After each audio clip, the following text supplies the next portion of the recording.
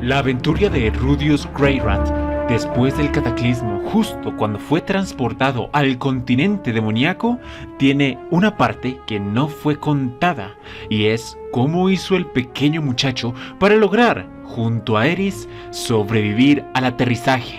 Desde la perspectiva del chico, lo único que podía visualizar era el escenario cambiando de una forma muy rápida. Ni siquiera era capaz de procesar bien lo que miraba, pues en un instante miraba la mancha azul del mar y de repente los picos de las montañas, para después volver a entrar al mar y luego mirar grandes bastos de hierba o nieve. No sabía exactamente cómo aterrizar, pero sí sabía que si caía directamente en el agua o en el bosque, seguramente su único destino sería una muerte inevitable. Aceptando estos pensamientos, él inconscientemente trata de guiar la trayectoria de su caída hacia un lugar llano, en donde no hayan obstáculos para que se estrellen al momento de aterrizar. Justo cuando la neblina blanca que atravesaba su cuerpo desaparece y se convierten simplemente en dos cuerpos siendo atraídos por la ley de la gravedad, él mira al suelo y concentra grandes cantidades de mana para amortiguar el impacto, pero el shock del teletransporte y la caída junto al agotamiento hace que, inmediatamente luego de amortiguar el golpe, él caiga inconsciente. Esta es la historia del inicio de la aventura de Rudius que el anime no te contó, pero que aún se encuentra viva dentro de los textos. Si te gustó, por favor acompáñame, pues a lo largo de este video me tomé la molestia de comparar ambas fuentes para así entregarte los datos más relevantes, los cuales, por supuesto, tú no conocías de la serie de Mushoku Tensei en su capítulo número 9. Y solamente por molestar a un pequeño suscriptor que una vez me dejó un comentario en el video anterior de Mushoku no Tensei, en el que expliqué qué sintió Roxy cuando Rudius desapareció en el cataclismo. Yo pude ver el futuro y efectivamente el anime no animó el pequeño fragmento desde su perspectiva. Si te interesa, te dejaré aquí arriba en la tarjeta de videos recomendados el link o el enlace hacia ese video. Estoy seguro que te va a encantar. Dicho lo anterior, empecemos con número 1. Por cierto, no olvides pasarte por mi Instagram, el link está en la descripción. Quien se encontraba en la presencia de Rudius era Hitogami, el dios humano. Desde el punto de vista de Rudius, esto se veía bastante sospechoso, pues él afirma tener un concepto ateo, odiando por completo a los dioses, en especial los de su viejo mundo. También le parecía muy sospechoso a aquellas personas que se autoproclamaban dioses a sí mismos, como si estuviera tratando de estafarlo. Por ende, aunque él aceptara el consejo que Dios le estaba proponiendo, nunca decidió confiar plenamente en él. Siempre mantenía el escepticismo y la duda ante las palabras de esta persona, quien él llamaba en su mente el estafador. Número 2. Si me gusta algo de Mushoku no Tensei es que esta serie es muy fiel a las escenas en su novela. La escena cuando Rudius despierta y se encuentra con Rigurdo es muy fiel hacia sus textos. No obstante, hay uno que otro detalle que ha sido obviado, como por ejemplo la disculpa que le da a Rudius antes de que Eris despierte. Él tenía muy en cuenta las palabras de Dios, y aunque no confiaba por completo, se daba cuenta que la persona delante de él no despertaba su instinto de supervivencia, es decir, no liberaba aquella aura de maldad que lo haría correr. Si no fuera por la advertencia de Dios antes de despertar, seguramente él hubiera escapado en ese mismo instante. Pero bueno, a lo que me quiero referir, la diferencia sustancial de la escena es que cuando Rigurd acaricia la cabeza de Rudius, él mira hacia Eris, la cual estaba a punto de despertarse, y Rudius tenía en cuenta las enseñanzas de su maestra Roxy, en el que supuestamente esta raza tenía un temperamento muy volátil. Entonces, si decían cualquier tipo de palabra grosera, posiblemente terminarían formando una confrontación. Por eso, se disculpó de antemano por el ruido que iba a hacer la niña al momento de despertar. Y pasados unos minutos, finalmente ocurrió lo que Rudius había mencionado. Número 3. Esa noche, antes de emprender su viaje hacia la aldea más próxima, Rudius no era capaz de resistir más el permanecer despierto. Debido a la gran cantidad de magia que utilizó para el aterrizaje, su mente ya no era capaz de seguir procesando la energía de estar despierto. Entonces, lentamente sus ojos empezaron a cerrarse mientras observaba cómo Eris seguía hablando con Rigurdo. Bueno, te voy a ser sincero, hasta el momento no me he aprendido bien la pronunciación del nombre de del querido servidor Spurt, así que llamémoslo el papi de cabello verde. Número 4. La distancia que nuestros protagonistas y el Papu Verde recorrieron en su primer día realmente no fue mucha. Debido a que el terreno era árido, el sol alcanzaba una temperatura angustiosa y los monstruos constantemente aparecían, no fueron capaces de recorrer más de 1 kilómetro llano. Además, tenían que frenar frecuentemente porque el Papu Verde podía detectar cualquier tipo de anomalía en el terreno mirando los monstruos del camino. Generalmente les decía que esperaran y al cabo de 20 o 15 minutos él volvía con su lanza ensangrentada diciendo de que el camino ahora era seguro. Número 5. ¿Por qué el Papu Verde realmente no es temido en la aldea natal de Roxy? Todo se debe a una historia de hace 5 años, en el que los niños de esta tribu demoníaca se encontraban en peligro, pues habían sido emboscados por una tribu de lobos, las cuales buscaban alimentarse del cuerpo de aquellos muchachos. No obstante, saliendo desde las sombras, el Papu Verde aparece con su lanza para destruir a todos los enemigos y salvar a los niños. Después, cuando los devolvió a su aldea, todos quedaron bastante agradecidos, a punto que le ofrecieron un lugar dentro de la tribu para que él pudiera quedarse. Por supuesto, al principio a muchas personas les provocaba bastante pavor y miedo su presencia, pero después de convivir durante un tiempo, se dieron cuenta de que él era muy amable. Por así decirlo, era más humano que los otros humanos. Número 6. Toda la escena que ocurre dentro de la aldea Mikurd fue hablada en el idioma demoníaco. Por ende, Eris básicamente no entendía casi nada de lo que estaba pasando. Las escenas en donde ella se presenta y da la versión de sus hechos fueron traducidas por Rudius, y esta siempre se encontraba impaciente por no ser capaz de comunicarse con las personas que se encontraban a su alrededor. Por cierto, de una vez estoy dando el siguiente dato. Los demonios no tienen apellidos. Por lo general, el segundo nombre que tienen, además del propio, es el de su tribu o el de su raza. Por eso, Roxy se llama Roxy Migurdo. Y, también adicionándome un dato especial, te voy a informar el motivo por el que ella decidió irse de este lugar. Roxy tenía dificultades extremas para poder realizar la habilidad de telepatía con los demás miembros de su especie. Entonces, esto hizo que el entorno para ella fuera realmente duro, pues por lo general, cada uno de los miembros de esta tribu nunca hablaban en físico, simplemente transmitían sus pensamientos, y Roxy, al no ser capaz de recepcionarlos ni comunicarse, estaba sometida a un entorno en donde el silencio era lo principal. Sin ser capaz de soportarlo, decide hacer maletas y emprender un viaje hacia lo desconocido. 20 años después, ella llega a las puertas de la casa de Rudius, en donde finalmente le enseña. Número 7. Hablando también sobre una de las razones por las que Roxy abandonó su pueblo natal, también tenía que ver con la comida.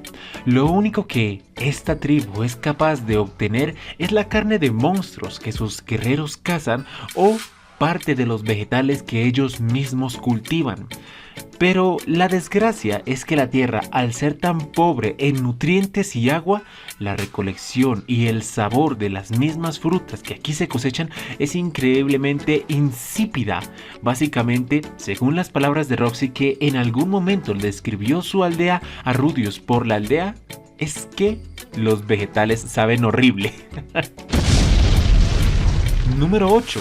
Cuando Rudius escuchó la verdadera edad de Roxy, en el fondo se sintió bastante aliviado, pues se dio cuenta que su edad mental era aproximadamente la misma. Si él en su vida pasada murió a los 44 más 10 años que ha tenido en este mundo, ver a Roxy con la misma edad, es decir 44 físicos, la hace su contemporánea, y de esta forma no tiene ningún reparo en seguir acosándola o quizás incluso cortejándola. Número 9. Déjame contarte una historia de por qué el Papu Verde no es capaz de entrar a las ciudades. La última vez que lo hizo fue hace más de 100 años y la repercusión que causó en el reino fue enorme. Los Zuprad realmente son muy escasos en el mundo debido a la cacería que hubo hace más de 400 años, pero los pocos que quedaron son el símbolo del terror. Cuando él entró dentro de las murallas, cuando él se adentró a las murallas de una ciudad, todos se alarmaron. Quizás las reacciones más normales debieron haber sido como las de Eris cuando despertó. Incluso los miembros del gremio de aventureros le pusieron una recompensa elevadísima hacia su cabeza y fueron a perseguirlo, a darle caza. No obstante, este personaje es increíblemente chetado y poderoso. Fue capaz de librarse de todos sus perseguidores, pero desde entonces decidió nunca más volver a entrar en una aldea. Número 10. La historia de los Zuprad y Laplace fue bastante resumida. Solo dieron los aspectos más importantes, pero no te preocupes, yo te la voy a contar toda. Los Zuprad eran los miembros de la élite en el ejército de Laplace. Debido a la habilidad de su tercer ojo, ellos nunca eran capaces de ser atacados por sorpresa. Siempre sabían la posición exacta de sus enemigos. Además de su superioridad en capacidades físicas, los convertía en oponentes increíblemente terribles. No obstante, su dios eventualmente les otorgó unas lanzas de color negro ébano, las cuales incrementaban su fuerza 3 veces más de lo que ya tenían, siendo así guerreros imbatibles, a punto que uno solo era capaz de enfrentar a 1000 efectivos del ejército enemigo. No obstante, este mismo poder hizo que entraran en un trance de frenesí constante en el que la calma jamás era una oportunidad. Siempre que iban al campo de batalla, disfrutaban las batallas como si no hubiera un mañana, y aunque miembros de sus aliados o sus hermanos murieran, lo único que hacían era reír, lo tomaban como el más grande honor. Eventualmente, su número empezó a descender. No importa qué tan fuerte sea un guerrero, si éste está sometido a batallas constantes, eventualmente su cuerpo se cansa y termina cediendo. De los 200 soldados que habían recibido lanzas, solamente quedaron 10. De entre ellos, el Papu Verde, quien, olvidaba mencionar, era el líder de la tribu, casi uno de los altos comandantes del ejército de Laplace, con más de 500 años en su historia. La última misión que sostuvo junto a la Lanza Negra fue hacia una emboscada que la humanidad entera, o más bien la humanidad es un término muy restrictivo, que el mundo entero había planeado en contra de esta tribu. Decidieron atacar su ciudad natal en forma de una trampa para así atraer a los guerreros y después ejecutarlos a todos. Sin embargo, cuando los miembros que estaban malditos de la tribu Zuprad llegaron hacia su aldea y se dieron cuenta que no habían sido masacrados, sino que solamente habían sido atraídos a una trampa, ellos eliminaron a todos, tanto padres, hermanos, hijos, todo. Quien se encargó de liberarle la maldición al Papu Verde fue su hijo, quien, aún careciendo de experiencia en el combate, dio todo lo posible para tratar de destruir el alma que estaba controlando la mente de su padre. Con su último aliento, luego de ser atravesado por el arma de su progenitor, él destruyó el arma con la lanza que actualmente él porta, y así fue como, describiéndolo en sus palabras, liberarse de un sueño. Finalmente, tomó conciencia sobre todo lo que había hecho y por un instante decidió suicidarse. Pero un sentimiento lo detuvo y fue el de venganza. Quería devolver todo lo que había hecho hacia las personas que alguna vez lo obligaron. es decir, quería vengarse de aquellos que los traicionaron.